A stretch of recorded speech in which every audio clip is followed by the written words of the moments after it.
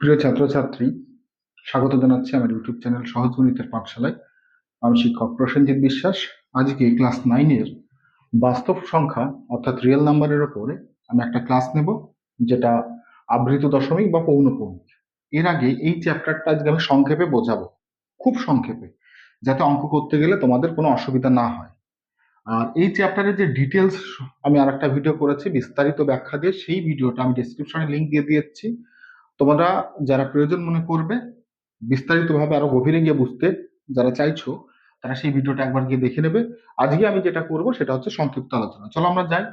আবৃত দশমিক বা পৌনঃপুনিক সংখ্যাগুলো কি বা বিষয়টা কি। আবৃত দশমিক বলতে বোঝা যাচ্ছে, দেখো তার আগে আমি বলি, আমি এখানে কিছু সংখ্যা লিখেছি। যেমন 3কে 4 দিয়ে ভাগ দিয়েছি, দেখতে পাচ্ছি 3কে 4 দিয়ে ভাগ দিলে হচ্ছে 0.75, গিয়ে ভাগ মিলে যাচ্ছে, তারপরে আর কিছুই হচ্ছে না। 0.75 হওয়ার পরে ভাগটা মিলে যাচ্ছে, অর্থাৎ তিনটে জিনিস যদি 4 জনের মধ্যে ভাগ করা যায় তাহলে যেটা হয় 0.75 করে এক একটা ভাগে আসে। একই রকম ভাবে আমি আরেকটা ভাগ দিয়েছি যে 61কে 495 দিয়ে ভাগ করেছি। যদি ভাগ করি তাহলে দেখতে পাচ্ছি যে 0.1232323 এইভাবে এসেই যাচ্ছে। এটা কিন্তু মিলছে না, এটা কিন্তু মিলছে না ভাগ। এই বারে বারে দেখতে পাচ্ছি আমি এখান থেকে বারে বারে 2 3 2 3 2 3 এই সংখ্যাটা রিপিট হয়ে যাচ্ছে, এসেই যাবে, কখনো মিলছে না। তোমরা ভাগ দিয়ে দেখবে, আমি ভাগ দিয়ে দেখেছি, মিলতেই থাকছে। তো এইটা যখন বারে বারে আসছে তাহলে মিলছে না, তাহলে এটা কত দূর যাবে? না মিলতে মিলতে থাকলে এটা বলছি অসীম পর্যন্ত যাবে, অর্থাৎ এর কোনো শেষই নেই। অঙ্কের ভাষায় বলবো অসীম পর্যন্ত, ইনফিনিটি পর্যন্ত যাচ্ছে। আমি আরেকটা ভাগ করেছি, যেটা 37কে 150 দিয়ে ভাগ করেছি, 37কে 150 দিয়ে ভাগ করেছি। ভাগ করলে দেখো রেজাল্টটা এরকম আসছে 0.24666। এইখানে দেখতে পাচ্ছি যে সংখ্যাটা রিপিট হচ্ছে সেটা হচ্ছে 6 রিপিট হচ্ছে। কতবার রিপিট হবে? 6। যেহেতু ভাগ মিলছে না সেহেতু এটাও অসীম বার রিপিট হবে, অর্থাৎ এ শেষ হবে না, বারে বার 6 আসতেই থাকবে। তো এরকম যখন ভাগের বেলায় এরকম দেখা যায়, দুটো কন্ডিশন আছে, দুটো সিচুয়েশন তৈরি হতে পারে। একটা সিচুয়েশন ভাগ মিলে যাচ্ছে, কোথাও গিয়ে মিলে যাবে, ব্যাস সেখানে স্টপ হয়ে গেল। আর একটা হচ্ছে মিলছে না, একই সংখ্যা বারে বার রিপিট হতে হতে যাচ্ছে। সেই একই সংখ্যা বলতে এখানে যেমন দেখতে পাচ্ছি 2 আর 3 রিপিট হচ্ছে, এখানে দেখতে পাচ্ছি শুধুমাত্র 6 রিপিট হচ্ছে। তাহলে কোনো কোনো অঙ্কে ভাগের ক্ষেত্রে দুটো সংখ্যা রিপিট হতে পারে, কোনো কোনো ক্ষেত্রে একটা সংখ্যা রিপিট হতে পারে, বারবার আসতে পারে, কোনো কোনো ক্ষেত্রে তিনটে সংখ্যা রিপিট হতে পারে, কোনো কোনোটা চারটে সংখ্যা রিপিট হতে পারে, এরকম রিপিট হতে পারে বিভিন্ন সংখ্যায়। এদের মধ্যে মিল যেগুলো রিপিট হচ্ছে তাদের মধ্যে মিল দেখতে পাচ্ছি যে একই সংখ্যা যখন বারে বার রিপিট হচ্ছে সেই সংখ্যাটা কিন্তু থামছে না, অসীমে গিয়ে থামছে। অর্থাৎ আমি অসীমে গিয়ে থামার অর্থ বলছি এটা চলতেই থাকছে। তাহলে এরকম সংখ্যাকে আমরা বলছি যাদের ভাগ করলে মিলছে না, একই সংখ্যা বারবার রিপিট হতে হতে থাকছে, পুনরায় পুনরায় আসছে, বারে বারে আসছে, পুনরায় পুনরায় আসছে, সেই সংখ্যাকে আমরা বলতে পারবো আবৃত দশমিক বা পৌনঃপুনিক। পুনরায় পুনরায় যেটা আসছে তাকে আমরা পৌনঃপুনিক বলবো। দেখতেই পাচ্ছ। তাহলে পৌনঃপুনিক যদি আসে এর লেখার একটা নিয়ম আছে। স্যার এই জিনিসটা কিভাবে লিখবো? তাহলে কোন সংখ্যাটা বারবার রিপিট হচ্ছে? তুমি দেখো, আমি 0.11 তো রিপিট হচ্ছে না, 1 একবারই এসেছে। তারপর দেখো 2 আর 3 রিপিট হচ্ছে, 2 আর 3 রিপিট হতে হতে যাচ্ছে। যে সংখ্যাটা বারে বার রিপিট হচ্ছে সেই সংখ্যাটাকে আমরা লিখবো, যে যেমন লিখেছি 2 আর 3 রিপিট হচ্ছে, আর যেটা রিপিট হচ্ছে না সেটাও লিখেছি। যেটা রিপিট হচ্ছে তার মাথায় দুটো দশমিকের মতো বসিয়ে দেব, এবং এটাকে বলছি পৌনঃপুনিক। অর্থাৎ যে জিনিসটা রিপিট হচ্ছে সেই জিনিসটাকে পৌনঃপুনিক দিয়ে আমি থামিয়ে দিলাম, যে 2 আর 3 এর মাথায় এক্ষেত্রে পৌনঃপুনিক হলো, কারণ 2 আর 3 রিপিট হচ্ছে। পরের উদাহরণের ক্ষেত্রে কোন সংখ্যাটা রিপিট হচ্ছিল? উদাহরণের ক্ষেত্রে 2 আর 4 তো ছিল, রিপিট হচ্ছিল না, লিখলাম। এই ক্ষেত্রে 6 বারবার রিপিট হচ্ছিল, তো কাজে 6 এর মাথায় আমি একটা পৌনঃপুনিক চিহ্ন দিয়ে দিলাম, দিয়ে রিপিটেশনটা থামিয়ে দিলাম। এবার আমার যদি একটা প্রশ্ন জাগে যে 61/495, এটা একটা মূলদ সংখ্যা লিখেছিলাম, সামান্য দশমিক একে বলা হবে মূলদ সংখ্যা। কেন বলছি মূলদ সংখ্যা? কারণ উপরে যেটা লিখেছি 61 সেটাকে আমি পি বলছি, নিচে যেটা লিখেছি না 495 এটাকে আমি কিউ বলছি। তো কোনো সংখ্যাকে পি বাই কিউ আকারে লিখতে পারলে তাকে আমরা বলতে পারবো মূলদ সংখ্যা। তো এটা একটা মূলদ সংখ্যা 61/95, যার ভ্যালু কত? যার ভ্যালু হচ্ছে এটা, দুদিকেই সমান চিহ্ন দিয়ে কানেকশন করা আছে, তাহলে দুই দিকের ভ্যালু একই পরিমাণ হচ্ছে। তাহলে যদি কখনো আমাকে এরকম দিয়ে দেয় পরীক্ষায়, যদি এরকম দিয়ে দেয় যে স্যার 0.1223 মাথায় পৌনঃপুনিক, এইবার যদি পৌনঃপুনিকটা তুলে দেওয়া যায়, তুলে দিলে যে সংখ্যাটা পাবো মূলদ সংখ্যা পি বাই কিউ আকারে লিখতে পারি যাকে, অর্থাৎ সামান্য ভগ্নাংশ পাবো, সেই সামান্য ভগ্নাংশটা দেখতে পাচ্ছ, এটার মানে হচ্ছে এটা দুটো দিকে সমান, 61/495 ইকুয়াল টু 0.1232 মাথায় পৌনঃপুনিক। সেক্ষেত্রে আমি যদি এইটা লিখি, ডান দিকেরটা লিখি, এর ভ্যালুয়েশন হবে 61/495। তো এইটা থেকে এটা কিভাবে লেখা যায়, অর্থাৎ পৌনঃপুনিকটা আমি তুলে দিয়েছি, তুলে দিয়ে কিভাবে আমি সামান্য ভগ্নাংশে লিখতে পেরেছি, অথবা আমি মূলদ সংখ্যা আকারে পি বাই কিউ আকারে লিখতে পেরেছি, এই কৌশলটা আজকে আমরা জানবো। এই ক্ষেত্রেও সেম একই জিনিস হবে, যে যদি আমার কোথাও কোনো অঙ্কে দেওয়া থাকে, যদি অঙ্কে দেওয়া থাকে 0.246, এখানে শুধুমাত্র একটার মাথায় পৌনঃপুনিক আছে, লাস্টের 6 এর মাথায় যদি পৌনঃপুনিকটা তুলে দিই, তাহলে সংখ্যাটা হবে 37/150। এইটার থেকে এটা কি করে পাচ্ছি, পৌনঃপুনিকটা কিভাবে তুলতে হয়, সোজা সাপটা বাংলায় বললে পৌনঃপুনিকটা আমরা কিভাবে তুলবো। আর যার যেটা ভাগে মিলে যাচ্ছে, যার সেক্ষেত্রে পৌনঃপুনিকের কোনো জায়গায় আসছে না, বা সেক্ষেত্রে আমরা পৌনঃপুনিক ব্যবহার করছি না, যেহেতু ভাগেটা মিলে গেছে 3 তে 4 দিয়ে ভাগ করলে। তো এটা আমাদের আজকের আলোচনায় ধর্তব্যের মধ্যে আসছে না। তো কি হয় ঘটনাটা, ঘটনাটা একটু ছবির আকারে যদি আমরা দেখাই, দেখতে পাচ্ছি পৌনঃপুনিক মানে পুনরায় পুনরায় আসছে, আবৃত দশমিক, আবৃত দশমিক ও একই মানে পুনরায় পুনরায় আসে। আমি ছবির সাহায্যে যদি একটু আঁকি, দেখতে পাবে যে এখানে দেখতে পাচ্ছি 2 আর 3 বারে বার রিপিট হচ্ছে, এক তো রিপিট হচ্ছে না। তো এখানে যদি আমি 2 লিখি, এখানে যদি 3 লিখি, একটা বৃত্তের ধারে পরিধি বরাবর, তাহলে দেখতে পাচ্ছি এরকম হচ্ছে, 2 থেকে 3 আসছে, 3 থেকে 2 এ যাচ্ছে, আবার 2 থেকে 3, এইভাবে এইভাবে আবৃত আকারে ঘুরতেই থাকছে, কোনো শেষ হচ্ছে না, দশমিকের পর এটা আসতেই থাকছে। এই ক্ষেত্রে কি আসছে, এই ক্ষেত্রে 6 আসছে, বারে বার রিপিট হয়েই যাচ্ছে একই সংখ্যা। আবৃত দশমিক মানে বুঝতে হবে সেটা আবৃত আকারে, বৃত্ত আকারে বারবার ঘুরে ঘুরে আসছে, মানে পুনরায় পুনরায় আসছে, সেই জায়গা থেকে আমি নাম দিয়েছি আবৃত দশমিক বা পৌনঃপুনিক। এখন আমার যেটা শিখতে হবে যে পৌনঃপুনিক থেকে আমি পৌনঃপুনিক যুক্ত সংখ্যাকে পৌনঃপুনিক মুক্ত সংখ্যা কিভাবে করতে পারি। ডিটেলসে যে ভিডিওটা করে দিয়েছি সেখানে গিয়ে তোমরা দেখো, আমি ধাপে ধাপে পৌনঃপুনিক তোলার নিয়মটা আলোচনা করে দিয়েছি। আজকে আমি সেই দিকে যাব না, আমি আজকে শুধুমাত্র নিয়মটা বলবো কিভাবে আমরা পৌনঃপুনিক যুক্ত সংখ্যা থেকে পৌনঃপুনিক মুক্ত সংখ্যা করতে পারি। দেখো, দেখো আমি যে উদাহরণগুলো লিখেছিলাম সেই উদাহরণের সাহায্যে যদি ব্যাখ্যা করি, তাহলে বুঝতে পারবে যে প্রথমে যেটা পৌনঃপুনিক আসছিল না সেটার সাহায্যে শুরু করি। প্রথমে যেটা পৌনঃপুনিক আসছিল না সেই সংখ্যাটা হচ্ছে এইটা, 3কে 4 দিয়ে ভাগ করেছিলাম। তো 3কে 4 দিয়ে ভাগ করলে আসছিল 0.75। তো আমি যদি 0.75 কোথাও দেওয়া থাকে, তাহলে এই দশমিকটা আমরা কিভাবে তুলি, দশমিক তোলার নিয়ম তোমরা জানো, 0.75 দশমিকের জন্য আমরা 1 লিখি, দশমিকের জন্য দশমিকটা তুলে দিই, আর একের পরে যে কটা সংখ্যা আছে সেই সংখ্যার জন্য আমরা একটা করে শূন্য লিখি।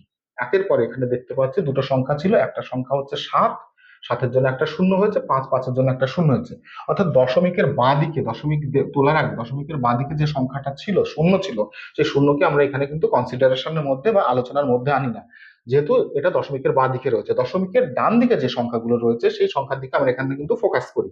তো দশমিক তুলে দিয়ে দশমিকের জন্য এখানে আমি 1 লিখেছি, বাদ বাকি দুটো সংখ্যার জন্য দুটো শূন্য। দশমিকের পরে যতগুলো সংখ্যা থাকবে ততগুলো শূন্য হবে। এখানে যদি আরেকটা সংখ্যা থাকতো, এখানে যদি আরেকটা সংখ্যা থাকতো, তাহলে তার পরিবর্তে এখানে কিন্তু আরেকটা শূন্য বসিয়ে দিতাম। আমি দেখতাম না দশমিকের পরে কি রয়েছে, এটা আমার দেখার দরকার নেই, যেই থাকুক না কেন তার জন্য কিন্তু আমরা একটা করে শূন্য লিখবো। হলো, তাহলে সেই ক্ষেত্রে আমার দশমিকটা উঠে গেল, বাইরে দিকে শূন্যের কোনো ভ্যালুয়েশন নেই। এইবার আমি যদি 25 দিয়ে কাটাকুটি করি, 25 দিয়ে কাটাকুটি করলে 75-কে 25 দিয়ে কাটলে 3 হয়, আর 100-কে 25 দিয়ে কাটলে 4 হয়। তো দেখতে পেলাম যে সংখ্যাটা ছিল 0.75, সেটা থেকে 3/4 চলে এসেছে। তো আমার এইখানে একটা জিনিস লক্ষণীয়, পরে আমার কাজে লাগবে, দশমিকের পরে যদি কোনো সংখ্যা থাকে, তো সেই সংখ্যার পরিবর্তে আমি কিন্তু নিচে হরে গিয়ে শূন্য লিখেছি, এটা একটু মাথায় রেখো, কাজে লাগবে। এইবার আমি যে সংখ্যাটা লিখেছি, এইখানে দেখতে পাচ্ছি প্রথম যে সংখ্যাটা লিখেছিলাম, এই পৌনঃপুনিকটা কি করে তুলবো, আমি যদি এটাকে লিখি, কি লিখবো, 0.123, আমি 2 আর 3 রিপিট লিখিনি, 2 আর 3-কে পাশাপাশি লিখে দিয়ে মাথায় পৌনঃপুনিক তুলে দিয়েছি। এবার দেখো এখানে এটাকে আমরা দশমিকের পরে যারা আছে তাদের নিয়ে কারবার করবো, দশমিকের বাঁ দিকে যারা আছে তাদের আমাদের আলোচ্য বিষয় নয়। এখানে দেখতে পাচ্ছ আগের উদাহরণটাতেও দশমিকের বাঁ দিকে যারা আছে সেটা নিয়ে আমরা কিন্তু কোনো কালচার করিনি। দশমিকের ডান দিকে যারা আছে তাদের নিয়ে কালচার করবো। এখানে কি করতে হবে, এখানে যে সংখ্যাটা আছে আগের মতো সেই সংখ্যাটা আমি লিখি, এখানে লিখবো 1, 2, 3। দশমিকের পরে যারা আছে তাদেরকে লিখছি কিন্তু, বা তুমি পুরো সংখ্যাটাই লিখে দাও, অসুবিধা হয়, এটাকে যেমন লিখেছিল পরে দশমিক তুলেছিল তাই লেখো। তাহলে দশমিক তুললে দশমিকের জন্য কি হবে স্যার, দশমিকের জন্য যদি কোনো সংখ্যা থাকে সেই সংখ্যার জন্য শূন্য হয়, আমি শূন্য বসাবো। আর পৌনঃপুনিক যুক্ত যদি কোনো সংখ্যা থাকে, ভালো করে লক্ষ্য করো, পৌনঃপুনিক যুক্ত যদি কোনো সংখ্যা থাকে, তো পৌনঃপুনিক যুক্ত এক একটা সংখ্যার জন্য হবে 9। এখানে যেমন যে কোনো সংখ্যার জন্য শূন্য হচ্ছিল দশমিকের পরে, এখানে দশমিকের পরে যে কোনো সংখ্যার জন্য শূন্য হবে, আর পৌনঃপুনিক যুক্ত সংখ্যার জন্য 9। যে কোনো সংখ্যার জন্য শূন্য হবে, যে কোনো সংখ্যা কত আছে, এখানে 1 আছে, 1-এর জন্য একটা শূন্য হবে, আর যার মাথায় পৌনঃপুনিক আছে তার জন্য 9 হবে। এখানে পৌনঃপুনিক কটার মাথায় আছে? দুটোর মাথায়, 2 আর 3-এর মাথায় আছে, তাহলে একটা 9 লিখবো, আর 3-এর মাথায় পৌনঃপুনিক আছে আর একটা 9 লিখছি। 2-এর জন্য একটা 9, 3-এর জন্য একটা 9। আর 1-এর মাথায় তো পৌনঃপুনিক ছিল না, দশমিকের পরে কোনো সংখ্যা যদি থাকে তার মাথায় পৌনঃপুনিক না থাকলে কত লিখি আমরা? শূন্য লিখি, শূন্যটা পরে গিয়ে লিখলাম। তাহলে পৌনঃপুনিক যুক্ত সংখ্যার জন্য লিখলাম 9, যতগুলো পৌনঃপুনিক যুক্ত সংখ্যা থাকবে তার জন্য 9 হবে, আর পৌনঃপুনিকহীন যে সংখ্যাটা থাকবে তার জন্য কত হবে? শূন্য হবে। লিখলাম, লেখা হলো। এইবার পৌনঃপুনিক ছিল না কার মাথায়? ছিল না শুধু 1-এর মাথায়। আমি উপরের সংখ্যা থেকে 1 মাইনাস করে দেবো, উপরের সংখ্যা থেকে 1 মাইনাস করে দেবো, দিয়ে পৌনঃপুনিক উঠে গেল, দশমিক উঠে গেল, পৌনঃপুনিকও উঠে গেল। এখানে দশমিক ছিল, দশমিকটা তুলে দিলাম, 2 আর 3-এর মাথায় পৌনঃপুনিক ছিল, সেটাও তুলে দিলাম। রেজাল্ট কি পেলাম? রেজাল্ট পেলাম 123 বিয়োগ 1 সমান হচ্ছে 122। 23-এর থেকে একবার দিচ্ছি, এখানে হচ্ছে 990। আমি যদি 2 দিয়ে কাটাকুটি করি, 2 দিয়ে কাটাকুটি করলে হবে, দেখো 6 দুগুণী 12, 6 হচ্ছে 6, 2 দিয়ে কাটাকাটি করলে হচ্ছে 495। তাহলে দেখো আমরা যেটা পেলাম সেটা হচ্ছে পৌনঃপুনিক যুক্ত সংখ্যা ছিল, সেটার থেকে পৌনঃপুনিক মুক্ত সংখ্যা করে দিলাম, সংখ্যা করে দিলে দেখো 61/495 হচ্ছে। এটা হলো কি করলাম, ভালো করে লক্ষ্য করো, দশমিকের পরে যে সংখ্যা আছে পৌনঃপুনিক যুক্ত সংখ্যার জন্য 9 লিখেছি, আর পৌনঃপুনিক মুক্ত সংখ্যার জন্য 0 লিখেছি, আর যার মাথায় পৌনঃপুনিক নেই সেটা বিয়োগ করে দিয়েছি। স্যার 9 আর 0 লিখছি কেন? 9 আর 0 কেন লিখছি সেটা দেখো। দেখো আমি যেটা লিখেছি 0 থেকে 9 পর্যন্ত আমি অঙ্কগুলো লিখেছি। 0 থেকে 9 পর্যন্ত অঙ্ক বলা হয় বা ডিজিট বলা হয়। তো এই 0 থেকে 9 পর্যন্ত যে অঙ্কগুলো লিখেছি, এইগুলোর সাহায্যেই বাদবাকি সব সংখ্যা তৈরি করি আমরা। 2 অঙ্কের কোনো সংখ্যা তৈরি করি, 3 অঙ্কের কোনো সংখ্যা তৈরি করি। তো বেসিক জিনিস হচ্ছে 0 থেকে 9 পর্যন্ত। বাদবাকি তুমি যত বড়ই সংখ্যা লিখবে না কেন, এই 0 থেকে 9 এর মধ্যে কোনো না কোনো সংখ্যাকে ব্যবহার করে তোমাকে, এই কোনো না কোনো অঙ্ককে ব্যবহার করে তোমাকে সংখ্যা লিখতে হবে। এর মধ্যে সব থেকে ছোটকে, সব থেকে ছোট হচ্ছে 0, সব থেকে বড়কে, সব থেকে বড় হচ্ছে 9, দেখতেই পাচ্ছ। তাহলে ছোট যে, সেটা হচ্ছে দশমিকের পরে কোনো সংখ্যা যদি থাকে তার মাথায় যদি পৌনঃপুনিক না থাকে, নর্মাল সংখ্যা থাকে, এদের মাথায় যেমন পৌনঃপুনিক ছিল না, তার জন্য আমি কি বসিয়েছি? 0 বসিয়েছি। কত বসিয়েছি? 0। আর সব থেকে বড় অঙ্কটাকে, সব থেকে বড় অঙ্ক হচ্ছে 9, তো দশমিকের পরে যদি পৌনঃপুনিক থাকে তাহলে সে সব থেকে বড়টা বসিয়ে দিচ্ছে। এই তো ব্যাপার, ছোট আর বড়র ব্যাপার। আশা করি বুঝতে পেরেছো। এইবার আমরা পরের উদাহরণটা দেখি। পরের উদাহরণটা কি ছিল? পরের উদাহরণটা ছিল 37/150। অর্থাৎ কোথাও যদি এরকম সংখ্যাটা দিয়ে দেয়, যেটা দিয়েছে 0.246, 6 এর মাথায় পৌনঃপুনিক, কি হবে? তুলবো কিভাবে? তোলার নিয়মটা আমি বলে দিয়েছি, ভালো ভালো করে লক্ষ্য করো। 0.246 যেটা আছে সেটা লিখবো, 6 এর মাথায় পৌনঃপুনিক। এবার পৌনঃপুনিক তোলার জন্য দশমিকের পরে যে সংখ্যাগুলো আছে, দশমিকের পরে 3টে সংখ্যা আছে, তার ভিতরে একটার মাথায় পৌনঃপুনিক আছে, তার জন্য একটা 9, বাদ বাকি দুটোর মাথায় পৌনঃপুনিক নেই বলে দুটো 0। কাদের মাথায় পৌনঃপুনিক ছিল না? 2 আর 4-এর মাথায় পৌনঃপুনিক ছিল না, যাদের মাথায় পৌনঃপুনিক থাকবে না সেটা মাইনাস করে দেবো, 24 মাইনাস করে দিলাম। রেজাল্ট কি আসছে? রেজাল্ট আসছে 222। এটা উঠে গেল, এটা উঠে গেল, দশমিকও তুলে দিলাম, পৌনঃপুনিকও তুলে দিলাম। 246 থেকে 24 বাদ দিলে 222 হচ্ছে, 900 লিখলাম। এবার যদি কাটাকুটি করি, ফার্স্টে 2 দিয়ে কাটি, 1 1 1, 2 দিয়ে কাটলে 450। এবার যদি আমি কাটাকুটি করি 3 দিয়ে, 3 দিয়ে কাটলে হবে 37, 3 দিয়ে কাটলে হবে 3 15 45। রেজাল্ট কি পেলাম? রেজাল্ট পেলাম 37/150। আমি বুঝতে পারলাম তাহলে কি করে পৌনঃপুনিক যুক্ত সংখ্যাকে পৌনঃপুনিক মুক্ত সংখ্যা করা যায়, সেটা আমি আলোচনা করলাম। এবার আরেকটা বিষয় এই প্রসঙ্গে বলে রাখি, দেখো তোমরা, আমি এটা মুছতে মুছতেই বলি, যদি কখনো এরকম দেখো, যদি কখনো এরকম দেখো 3.245 মাথায় পৌনঃপুনিক 5-এর, আমি কি করেছি? দশমিকের আগে প্রত্যেকটা জায়গাতে আমি 0 লিখছিলাম, এখানে দশমিকের আগে শূন্য বাদে একটা সংখ্যা লিখেছি। এরকম থাকলে স্যার কি করবে? এরকম থাকলে ঘাবড়ানোর কিছুই নেই। আমি এরকম থাকলে 3কে আলাদা করে লিখে নেব, যেহেতু 3 দশমিকের বাইরে রয়েছে, 3কে আলাদা করে লিখে নেব, বাদ বাকি 0.245 লিখবো, এটা লিখতেই পারি আমরা।